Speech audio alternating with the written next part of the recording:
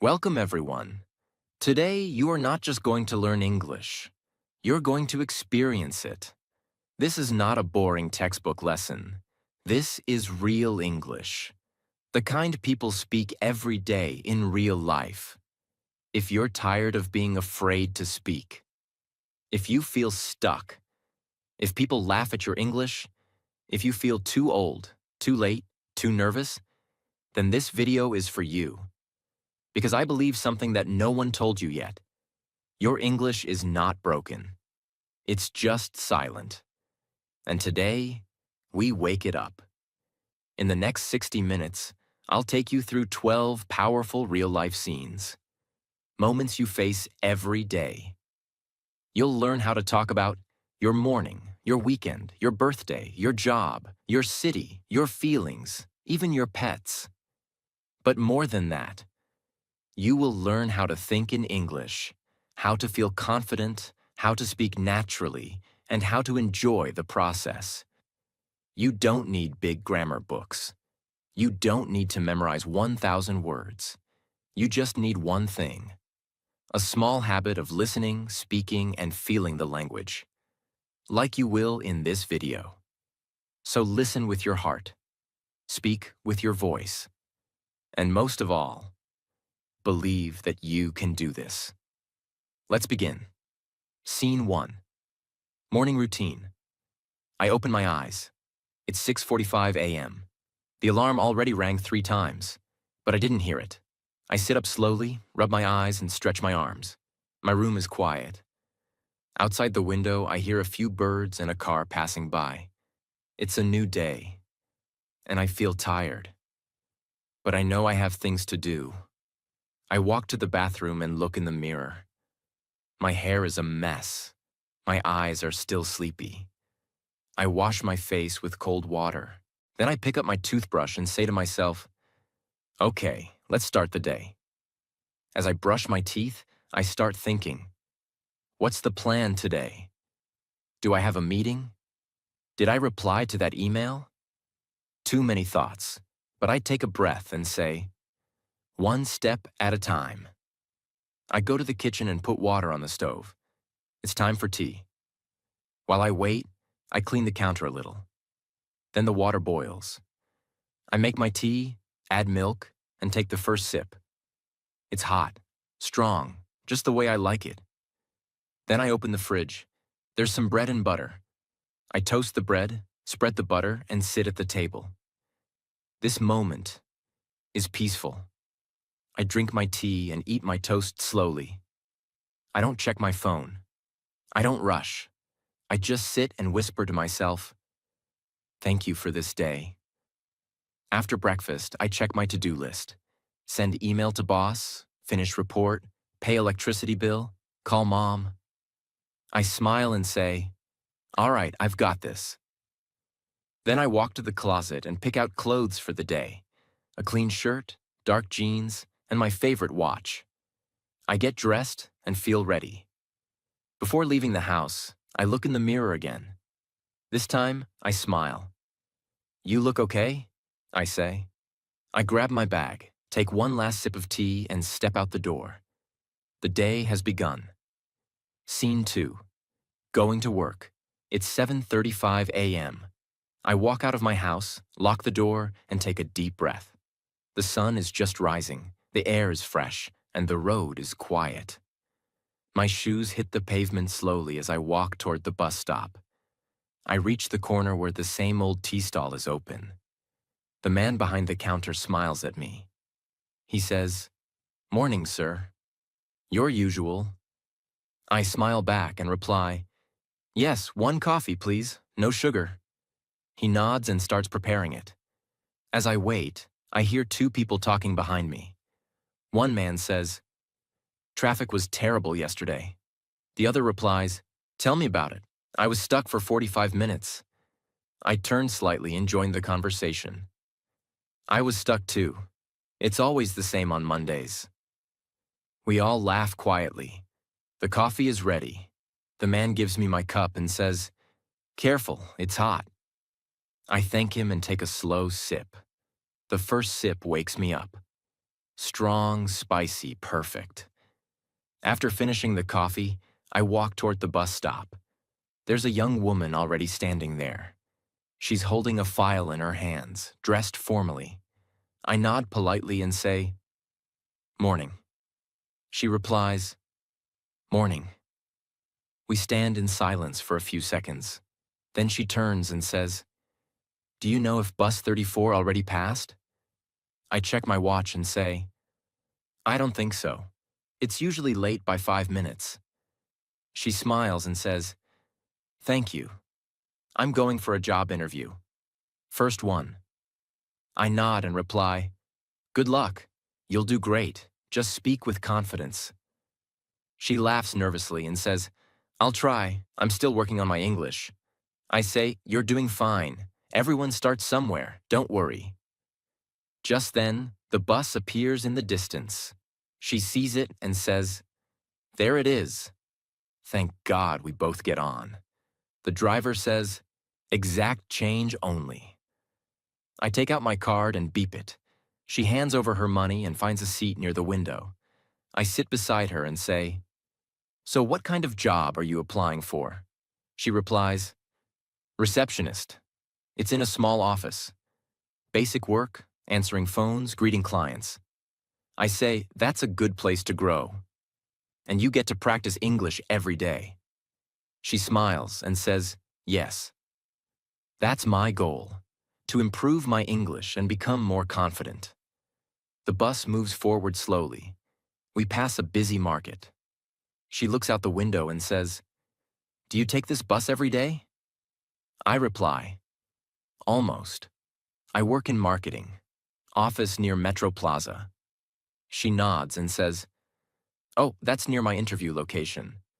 Then she turns and says, "Can I ask you something? How did you learn to speak so naturally?" I smile and say, "I used to be afraid to speak. I made so many mistakes. People laughed, but I kept going. Every morning on this bus, I listened to English podcasts. I repeated sentences in my mind. I didn't stop. That's it." She nods slowly. "That's inspiring. I hope I can do that too." I reply, "You already started. Just keep going." The bus driver suddenly calls out, "Metro Plaza, stop!" I get up and say, "This is my stop. Good luck again."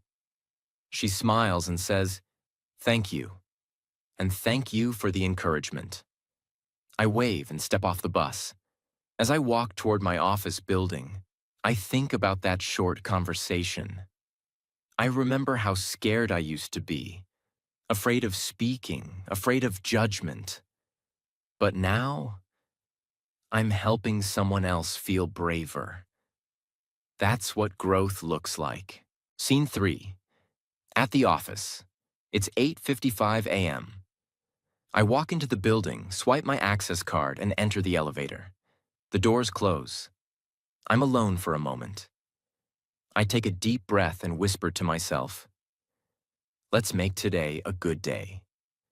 As the elevator climbs, I go over my mental checklist.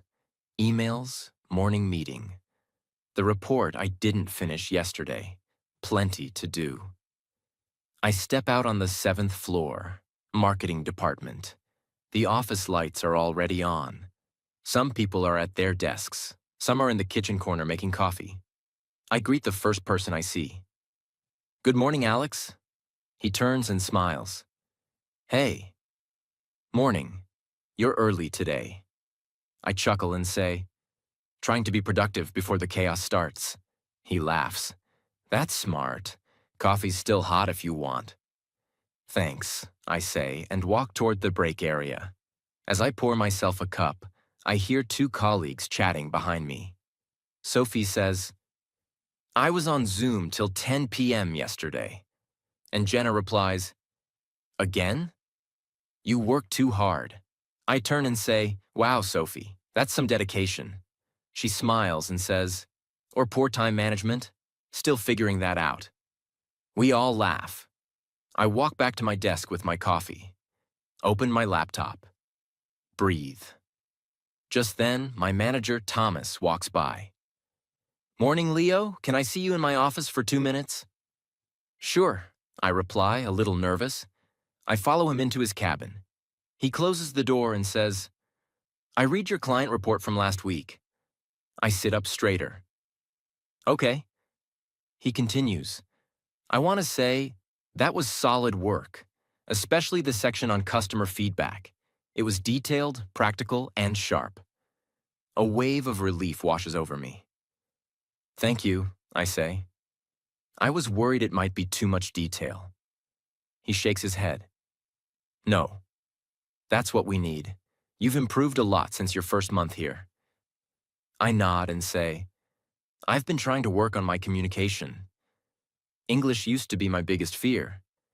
Thomas looks at me seriously and says, I didn't know that. Honestly, you speak clearly and confidently. That's what matters. I smile and say, I used to write everything down.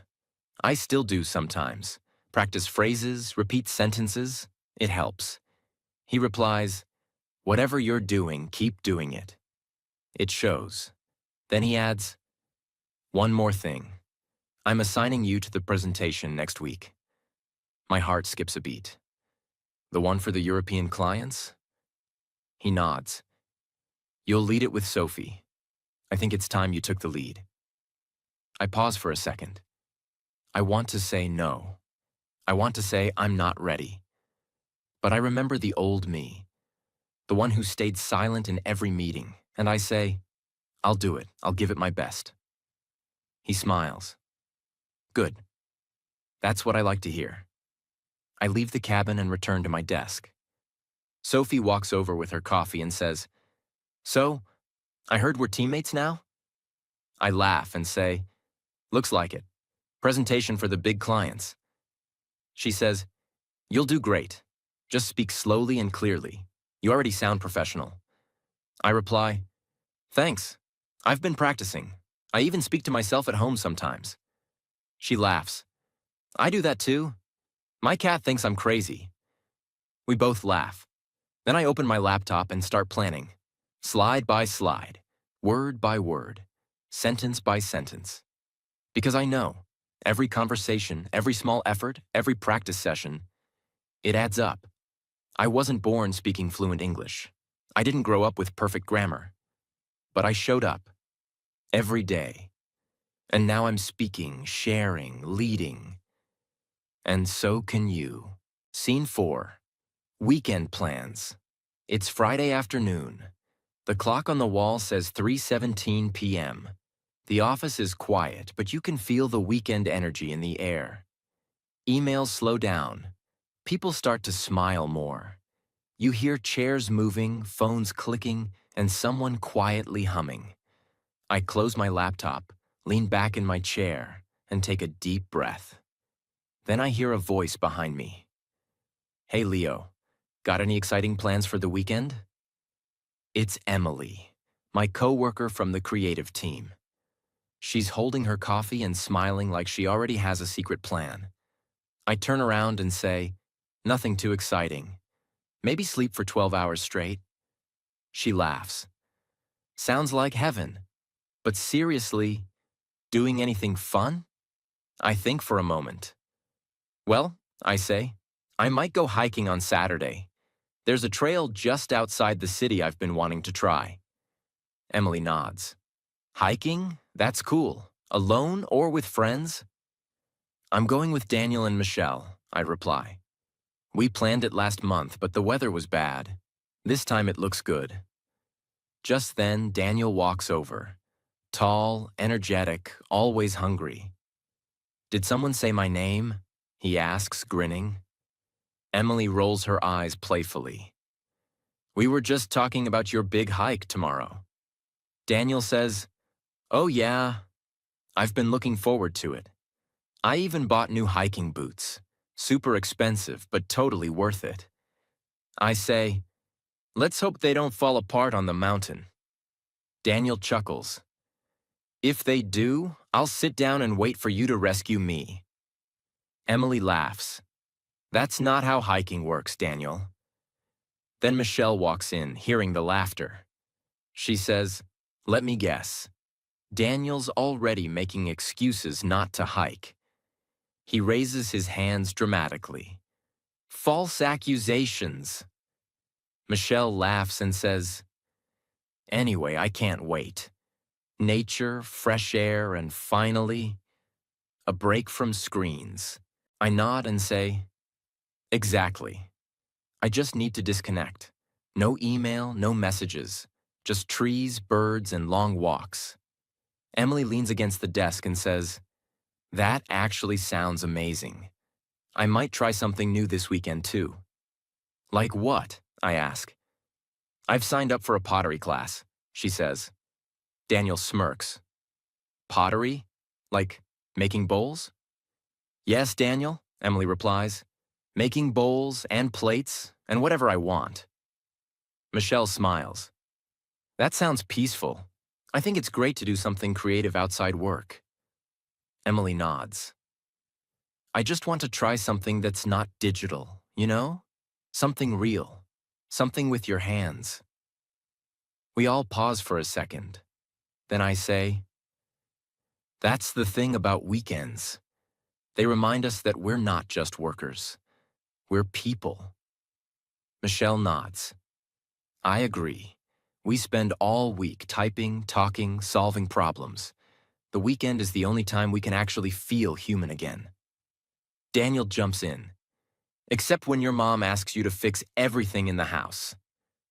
We laugh again. I say, "That's true. Every time I visit my parents, suddenly I'm the tech guy, the grocery guy, the electrician, and the taxi driver." Emily adds, "Same here. I love visiting home, but it's never relaxing." Then I say, "But still, it's home." We all go silent for a moment. Michelle changes the topic. "What about Sunday night? Any Sunday plans?" Daniel says, "I'm cooking. I promised my girlfriend I'd make dinner. I'm still searching for a recipe that doesn't burn." We all laugh. I say, "Start with pasta. You can't go wrong with pasta." Emily adds, "Unless you forget the salt and cook it for 40 minutes. We laugh again. Michelle looks at her watch. "Okay, I need to send one last email before I can escape this place." Daniel says, "I'm already mentally out the door."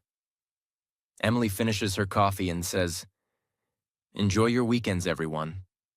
No overthinking, okay? Just live." I smile and say, "That's the plan." Scene 5. Birthday celebration. It's Saturday evening. The living room is quiet, but only for a moment. Suddenly the door opens and 5 people rush in carrying bags, balloons, and a box of decorations. Emily says, "Okay, we have 1 hour before Leo arrives. Let's move."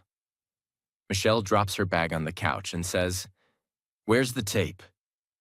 "I need to hang this banner." Daniel holds up the cake box and says, "I'm not moving until someone clears a space for this masterpiece." Jenna laughs and says, "You mean that lopsided cake you bought at the last minute?" Daniel raises an eyebrow. "Excuse me. This is a handcrafted double chocolate fudge cake, made by professionals." Sophie says, "Let's just hope Leo doesn't drop it like last year." Everyone laughs. The room quickly turns into a party zone. Balloons on the walls, streamers across the ceiling, snacks on the table, music low in the background. Michelle says, "Do we have candles?" Jenna replies, "Yes, and a lighter." "But who's going to switch off the lights when he enters?" Sophie says, "I will. I'm closest to the switch." Daniel looks around and says, "Guys, I can't believe we're doing this for the 3rd year. Feels like yesterday." Emily smiles and says, "Time flies. But some friendships are worth celebrating." The clock hits 7:30 p.m. Michelle whispers, "He should be here any second now." They all go silent. Then, the door opens. Leo walks in slowly, holding a small bag of groceries. He looks around and says, "Why is it so dark in here?" Suddenly, Surprise! The lights come on. Everyone yells, claps, and laughs. Leo drops his bag and freezes. "What is this?" he asks, half smiling, half shocked. Emily steps forward and says, "Happy birthday, Leo. We didn't forget." Leo looks around. Decorations, cake, music, candles, people he loves. "I thought you guys were all busy," he says. Daniel walks over and says, "We were busy or planning this." Leo laughs. "You didn't have to do this." Sophie says, "That's exactly why we did." Michelle hands him a birthday hat. "Put this on, it's tradition." He puts it on and says, "I can't believe this. You made my whole week." Emily lights the candles and says, "Make a wish, and don't say it out loud." Leo closes his eyes, smiles quietly, and blows out the candles. Everyone claps again.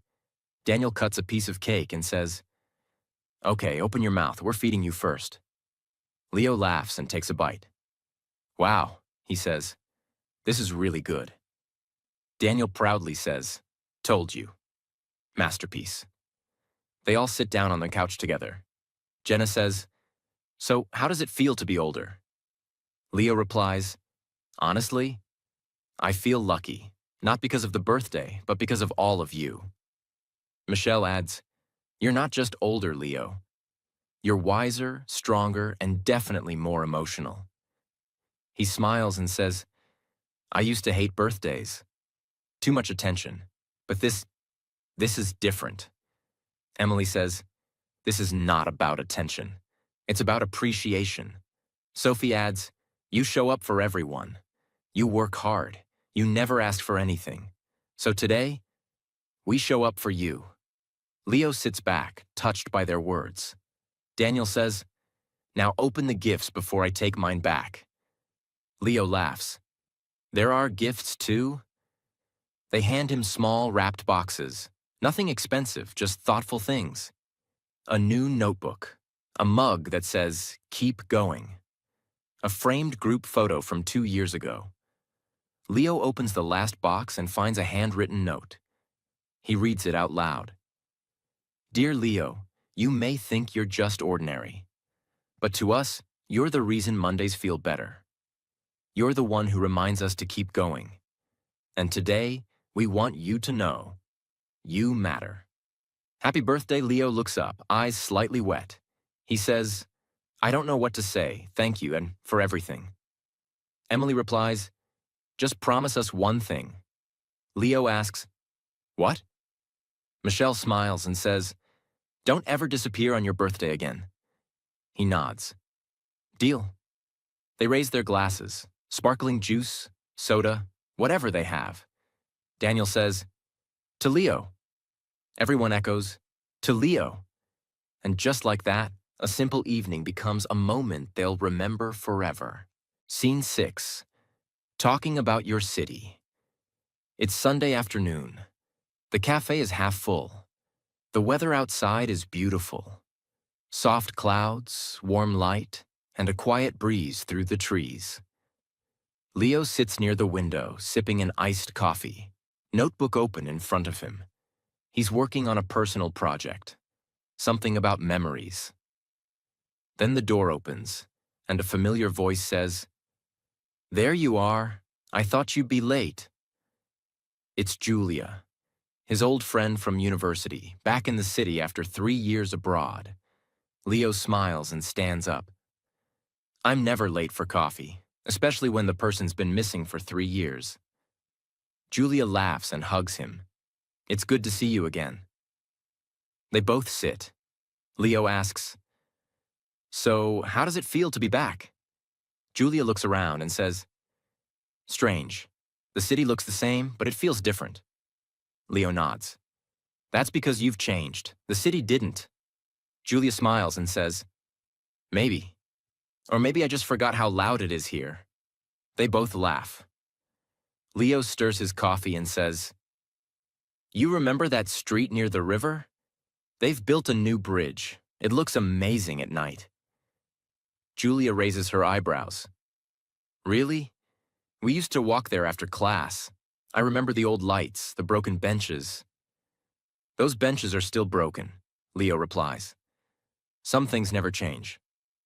Then Julia says, tell me something. If someone asked you, what's the best thing about this city? What would you say? Leo thinks for a moment. The rhythm, he says. This city doesn't sleep, it moves fast, but somehow it also listens. Julia leans in. Listens? Leo nods. Yeah, like, it lets you cry without asking why. It lets you dream without laughing at you. You can be invisible or you can shine. Your choice. Julia sits quietly for a moment, then says, that's beautiful. I never thought of it that way. Leo looks out the window. You know what I love most? The sound of the early morning, when the streets are still quiet and the sky is just starting to wake up. You hear one bird, one car, and the soft sound of life returning. Julia smiles. That's poetic. Leo replies, it's real. She sips her drink and asks, what about food? What's still your favorite thing to eat here? Leo grins. The street corn with lemon and salt, still unbeatable. Julia laughs. You haven't changed.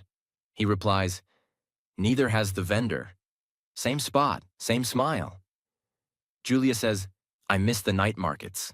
The lights, the music, the smell of fried food, the people. All kinds of people. Leo replies, they're still there, crowded as ever. But now they play soft jazz on Fridays. It's calmer, warmer. Julia leans back in her chair and says, I've lived in 5 cities in the last 3 years. Big ones, fancy ones, clean, fast, rich. But they didn't feel like this. Leo asks, why? She answers, they had roads but no stories. They had buildings but no people. Not like here. Here the walls speak. Leo smiles and says, that's what I always tell travelers. If you want to see beauty, visit a postcard city. But if you want to feel something, come here. Julia says, I wish more people knew this. Leo replies, that's your job now. You've seen the world. Now you tell it what home really means. They sit in silence for a moment. Then Julia says, let's take a walk. I want to see everything again. Leo closes his notebook and stands up. Let's go. I'll show you the new bridge, and the old trees, and the same cafe where we used to sit with no money and big dreams. As they leave the cafe and walk into the city, the scene slowly fades. But the conversation stays in the heart. Scene 7. Grocery shopping. It's late afternoon. The sky is cloudy and the wind is gentle. Leo puts on his jacket, grabs a reusable shopping bag, and walks toward the local grocery store. He doesn't like shopping. But today, he feels calm, slow, ready to enjoy the little things. As he steps inside the store, the door opens with a soft chime. Bright lights, soft music, the smell of fresh bread. A young woman is near the entrance, stacking apples. She looks up and says politely, good afternoon, sir. Let me know if you need any help. Leo smiles and replies, thank you. I'm just looking around for now. He grabs a small cart and walks down the first aisle, fruits and vegetables. He picks up an avocado, checks its softness, and says quietly to himself, still hard, not ready yet. Suddenly someone taps his shoulder. It's Daniel, his friend from work. Daniel says, Leo, you shop here too? Leo replies, I do now. What a surprise. Daniel points at Leo's cart and says, that's the healthiest cart I've ever seen. Are you planning to open a salad bar? Leo laughs. Trying to eat better. Fewer chips, more colors. Daniel holds up a pack of cookies and says, well, I'm here to destroy my diet. These are my weakness. They walk together to the bread section. Daniel says, I always get stuck here. So many options. Whole wheat, multigrain, sourdough. What do you usually buy? Leo answers, depends. For toast, I go with sourdough. For sandwiches, I stick to multigrain. Daniel nods. You sound like a bread expert. Leo laughs. Too much YouTube cooking, that's all. They continue walking. Leo stops near the dairy shelf and says, do you know if almond milk is better than oat milk? Daniel replies, oat milk is creamier, but almond milk is lighter. Try both. Leo grabs both and tosses them in the cart. Then Daniel says, I always forget one thing every time I shop. Leo says, that's why I make a list. Daniel pulls out his phone. I make a list too. Then I forget to check it. They both laugh. An older woman nearby overhears and smiles. She says, happens to me every week. Leo smiles back and says, I think it happens to everyone. Then he turns to Daniel and says, you know what I love about shopping? Daniel raises an eyebrow. No lines? Leo says, no. The small moments. A quiet song playing. A stranger's smile. A child laughing in aisle 3. You're alone, but not lonely. Daniel looks thoughtful. You always see the deeper side of things. Leo shrugs. Life teaches you.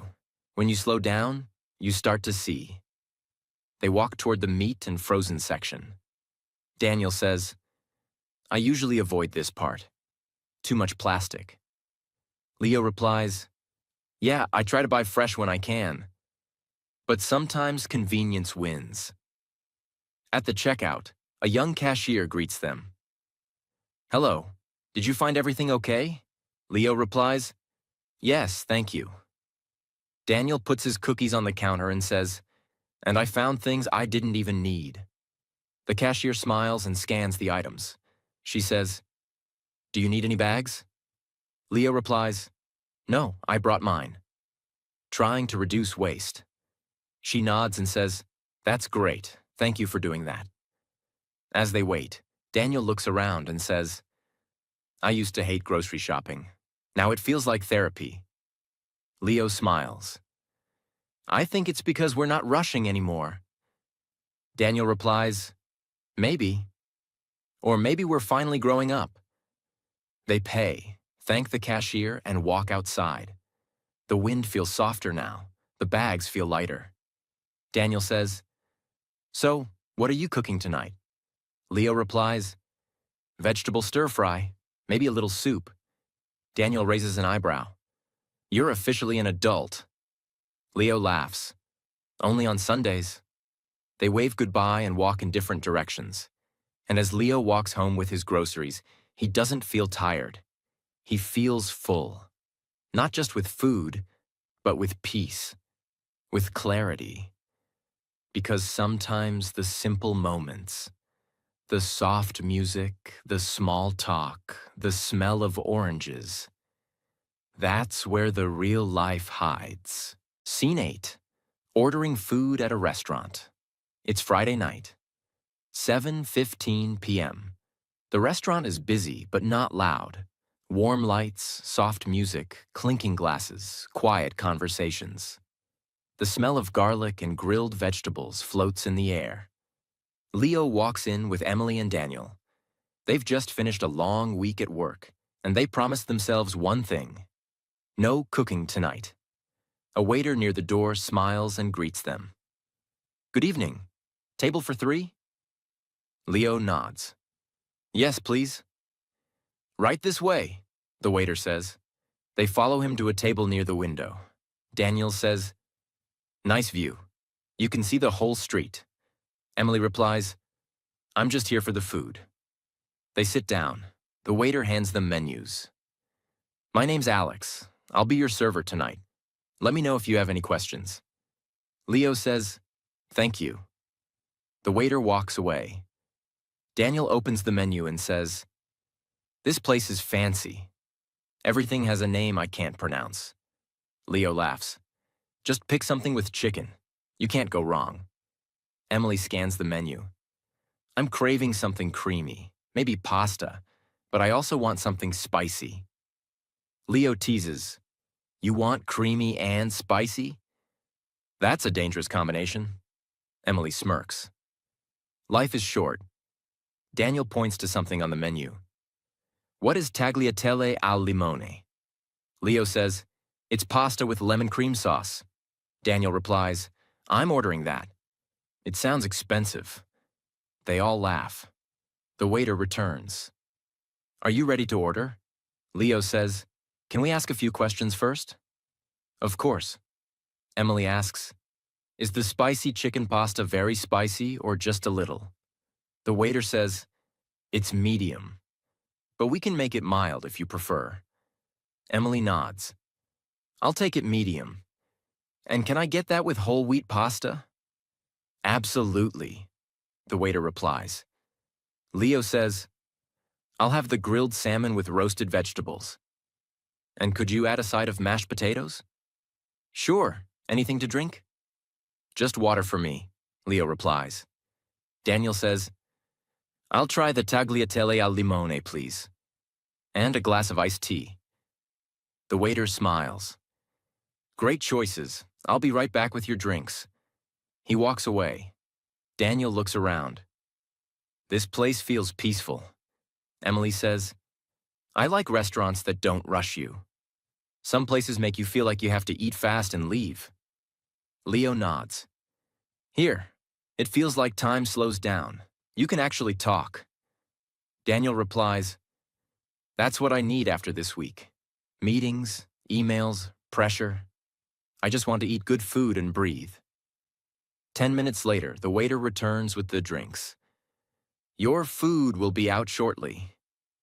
Leo sips his water. Emily says, you know, I used to be nervous ordering food in English. Daniel looks surprised. Really? She nods. I'd panic, especially when they spoke fast. I'd just point to something and say, this one. Leo says, I used to do the same. I was afraid they'd ask questions I couldn't understand. Daniel laughs. I still panic when they ask on soup or salad. My brain freezes. They all laugh. Emily says, but the more you do it, the more natural it becomes. Leo adds, it's not about speaking perfectly. It's about staying calm. Daniel says, exactly. And learning phrases that work, like, can I ask something? Or, what's in this dish? Just then, the waiter returns with a tray of hot food. Here we go. He places each plate in front of them. This is the spicy chicken pasta for you, he says to Emily. Grilled salmon with vegetables for you, to Leo. And tagliatelle al limone for you, to Daniel. Daniel looks at his plate. This looks amazing, almost too good to eat. Emily says, that smell, wow. Leo takes a bite and says, this is perfect. They eat slowly, talk more, laugh often. Halfway through the meal, Daniel drops his fork. It lands with a loud clang on the floor. The waiter comes quickly. Are you okay? Daniel says, sorry, my hand slipped. No problem, the waiter replies. Let me bring you a clean fork. Leo says, you handled that better than I would have. Daniel shrugs. I've embarrassed myself so many times in restaurants, I stopped caring. Emily says, that's the secret. Just enjoy the moment. The waiter returns with a new fork. Here you go. Thank you, Daniel says.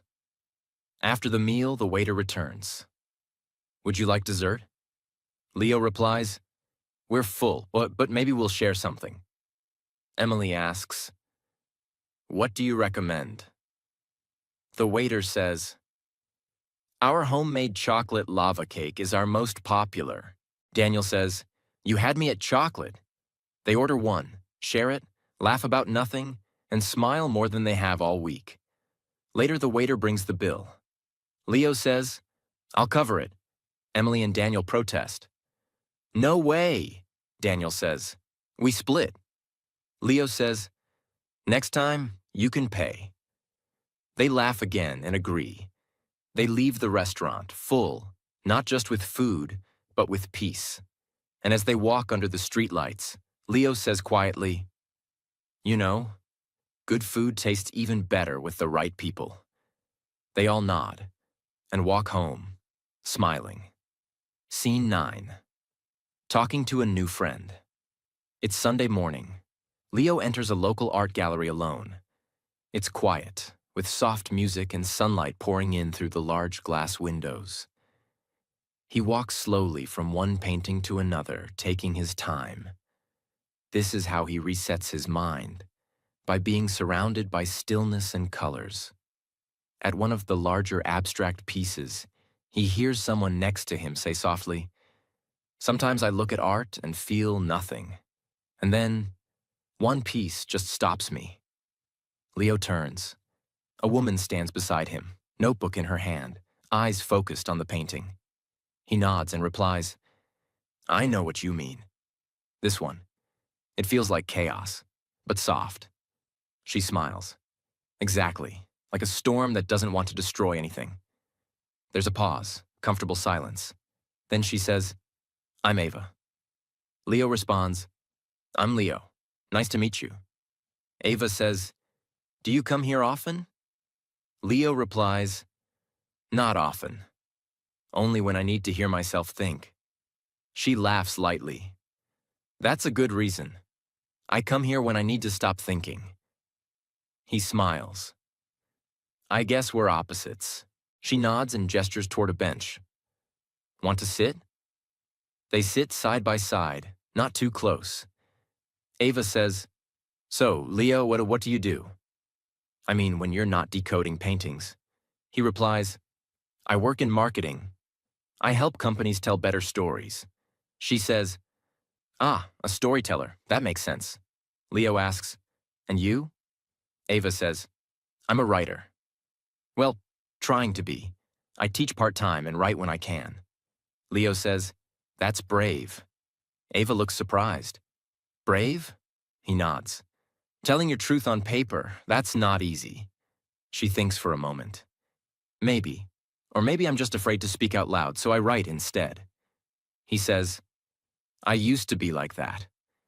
I was afraid of speaking English, afraid people would judge my mistakes." She asks, "What changed?" Leo replies, "I stopped chasing perfection. I started chasing connection." Ava leans forward. "That's beautiful. Do you mind if I write that down?" He laughs. "Go ahead." She writes in her notebook, "Stop chasing perfection. Start chasing connection." Then she says, "You seem comfortable with people." Leo replies, "Only after I stop trying to impress them." She smiles. "Do you believe strangers can become friends in one conversation?" He says, "Yes, if they're honest." She nods slowly. Ava says, "I moved to this city 6 weeks ago. I don't know many people yet." Leo replies, "Well, you know one now." She looks at him. "Thank you. That means more than you think." A brief silence. Leo says, "So what do you write about?" She replies, "Real things." Silence. Shame. Small victories. Conversations that don't go anywhere. People who feel too much. Leo says, "That's what the world needs." She asks, "What about you? Do you love your job?" He pauses. "I like it, but I love moments like this more, where two people meet for the first time and just talk." She smiles deeply. Ava says, "You make it sound simple." Leo replies, "It is. We just forget how." They sit there for another 10 minutes, talking about everything and nothing, about books they love, places they miss, dreams they haven't told anyone else yet. Then Ava says, "I should go. I have a class to teach." Leo stands up with her. Ava says, "I'm glad I came today." Leo says, "Me too." Ava takes out a small card and hands it to him. "My email, in case you want to share a story sometime." Leo takes it and says, "I will." They smile, that quiet, grateful kind of smile. As she walks away, Leo watches her go, not with sadness, but with something peaceful inside him.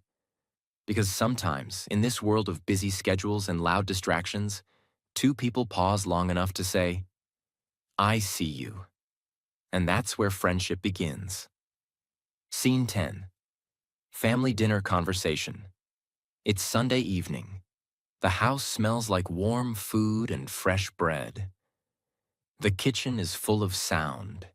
Dishes clinking, oven timer beeping, soft music playing in the background. Leo walks into the dining room carrying 2 bowls of salad. His mother is setting the table. His father is pouring water into the glasses. Emily, Leo's younger sister, walks in holding her phone and says, "Is dinner ready, or do I have time to post this picture?" Leo smiles. "Post it after dinner, or you'll eat cold food." His mom chuckles. Emily says, "Fine. But food pictures get more likes when they're hot." They all sit. Leo's father says, "All right, let's eat before it gets cold." They begin serving themselves quietly. Pasta, salad, roasted vegetables, and garlic bread. For a minute, there's silence. Then Leo's mom says, "So, how's your work going?" Leo replies, "It's been a bit stressful, to be honest. A lot of deadlines. A new client came in last week." His dad asks, "And are you handling it alone?" Leo nods. "For now, but I'm learning a lot. That's the good part." Emily says, "You always say that, even when things are falling apart." Leo replies, "Because that's how I survive them." His mom looks at him and says softly, "You've become stronger. I see it." Leo smiles but doesn't say anything. Then his dad says, "I wish I'd spoken like you when I was younger. I was afraid to talk, afraid to be wrong." Leo looks up and says, "I used to be like that too, especially in English. I'd stay quiet in meetings, not because I had nothing to say, but because I was scared to say it wrong." Emily asks, "What changed?" Leo replies, "I stopped trying to sound perfect. I started trying to be real." His father nods and says, "That's not easy, especially in front of people." Leo says, "But silence was harder. It kept me small. I didn't want that anymore." His mom puts her hand gently on his and says, "We're proud of you, not just because you work hard, but because you're becoming the kind of man people can trust." Emily says, "And the kind of brother who always washes the dishes after dinner?" Leo laughs. "Let's not go too far." They all laugh together. Then Emily says, "You know what I love about these dinners?" Leo asks, "What?" She replies, "We sit, we talk. No phones, no rushing, just us." Their mother smiles. "I wait for this all week. No matter how tired I am. I cook, not because I have to, but because I know you'll all sit here and talk. That's what makes a house feel alive." Leo says, "People don't realize how powerful dinner time is." His father adds, "It's not about the food. It's about the space to breathe, to speak, to feel seen." They all go silent for a moment. The kind of silence that feels full, not empty. Then Emily says, "I wish more families did this." Leo replies, "Maybe one day when we have our own families, we'll do the same." His mom says, "Teach your kids to listen, not just speak." His dad says, "And tell them it's okay to speak slowly, with mistakes, but with truth." Leo finishes his food and leans back in his chair. "I used to think learning English was about grammar and vocabulary, but now I see it's about courage." His dad looks at him. "And you found yours." Leo smiles. "Still finding it. But every dinner like this helps." They all begin clearing the table, still talking, still laughing. Leo stands at the sink with Emily beside him, drying the plates. She says, Remember when we used to fight about who would do the dishes? He replies, we still do. They laugh. Emily looks at him seriously. You're a good brother. I don't say that often. Leo says, you're not so bad yourself. And that's how the night ends. Not with fireworks, not with big moments, but with dishes, laughter, stories, and the quiet beauty of being home. Scene 11. Buying clothes. It's Saturday afternoon. The weather outside is cool and perfect for walking. Inside the mall, the air is bright, clean, and full of energy. People talking, music playing, bags swinging in hands. Leo walks into a large international clothing store with his close friend, Ava. She's looking for a dress. He's looking for nothing, but ends up finding something else. A sales associate greets them at the door with a smile. Welcome. Let us know if you need any help. Leo nods politely. Thanks. Just browsing for now. They start walking slowly through the store, past shelves of neatly folded shirts, racks of jackets, sections with shoes and accessories. Ava picks up a deep blue dress. She asks, what do you think? Leo replies, I think if you don't buy that dress, I might. She laughs. Flattery will get you nowhere. Then she points at a coat hanging on a nearby rack. You should try that one. Leo walks over and looks at it. A simple black coat, sharp, clean design. He touches the fabric and says, this actually feels nice. A store assistant appears nearby. Hi there. Would you like to try that on? Leo says, yeah. Is there a fitting room available? The assistant smiles. Yes, right this way. Leo follows her. The assistant opens a curtain. Let me know if you need another size, she says. Leo nods and steps in. A few minutes later, he steps out wearing the coat. Ava looks up and says, wow, that's it. That's your coat. Leo looks at the mirror. I'm not sure. She says, trust me. It fits your energy. He turns and checks the back, then says, okay. I actually like it. The assistant returns. How does it feel? She asks. Leo replies, good. A little snug around the shoulders. Do you have one size bigger? She says, let me check. While the assistant walks off, Leo and Ava sit on the small bench in the corner. Ava says, you're not used to shopping for yourself, are you? Leo shrugs. I never saw the point. As long as I'm clean, I'm fine. She smiles. But the way you dress also tells the world something. Leo replies, like what? Like how you see yourself. Leo goes quiet, then says, I guess I've always been afraid to be seen. Ava looks at him kindly. You're seen, and it's okay to dress like you belong. Before he can reply, the assistant returns. Here's the next size. Want to try it? Leo says, yeah, thank you. Leo tries the larger size. It fits better. He comes out and shows Ava. She says, that's it. That's you. Leo looks in the mirror again. This time he smiles. Not because of the coat, but because of the moment. He turns to the assistant. I'll take it. She says, great. Would you like to pay here or at the front counter? Front counter is fine. Ava also carries 2 items in her hand. They walk to the front. The cashier smiles. Did you find everything you needed today? Leo says, yes, and maybe a little more. The cashier laughs. Would you like a bag? Yes, please. Would you like your receipt emailed or printed? Emailed is perfect, Leo says. They pay, grab their bags, and walk out.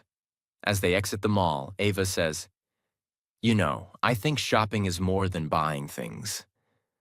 Leo asks, what is it then? She replies, It's choosing the version of yourself you want to show the world. Leo nods slowly. Then I hope the world's ready. They laugh and walk toward the sunset. Scene 12. Evening walk and self.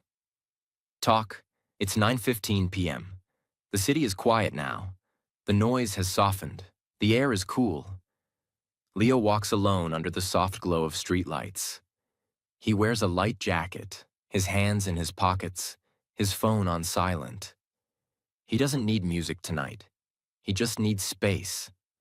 The streets are almost empty. A few people pass by. A man walking his dog, a woman on a phone call, a boy riding his bicycle with one hand. But Leo isn't watching them. He's listening to something quieter. Himself. He whispers softly, "You did well today." He keeps walking. "You showed up. You were kind. You tried. That's enough." He looks up at the sky. The stars aren't visible, but the night still feels beautiful. He speaks again, gently, not loud, not weak, just honest. "I know you're tired. I know you wish things were moving faster. I know there's still fear in your voice when you speak, but I also know you're not who you used to be." He turns the corner and passes a small bakery, closed now, the chairs stacked inside. He pauses and smiles.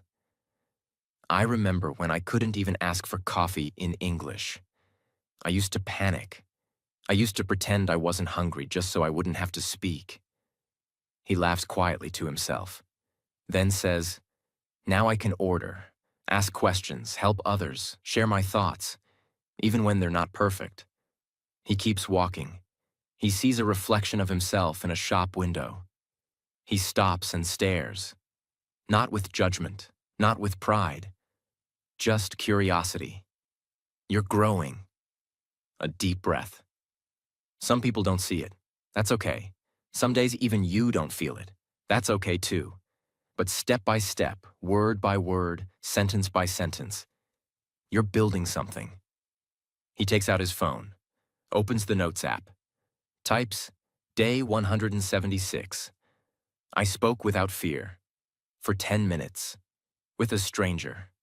She smiled. I smiled back." He locks the screen and puts it away. No need to share it on social media. No need to prove anything to the world.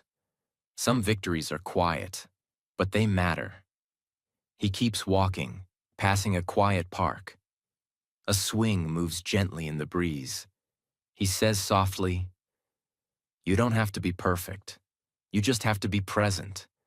You don't need big words. You just need real ones. And even if no one claps, no one sees, no one comments, keep going." He stops walking, looks around. It's peaceful, silent, safe. And in that moment, he says the sentence that has changed everything for him. "I may be alone right now, but I'm not empty. I'm building something. And I'm proud." He stands there, just for a moment, listening to the night, feeling the wind, knowing that his voice is no longer a stranger to him. Then he turns around and walks back home. Not faster, not slower, just steady. Like someone who trusts the road now. Thank you for watching till the end. Remember, learning English is not about being perfect. It's about being brave. You've already taken the first step. Keep going, speak more, think in English. Believe in yourself. Every small effort you make is building a new future for you. You're not behind. You're not late. You're exactly where you need to be. So don't stop now. Your voice matters. Your dreams matter. And English will help you reach them. Subscribe to this channel for more real-life English practice.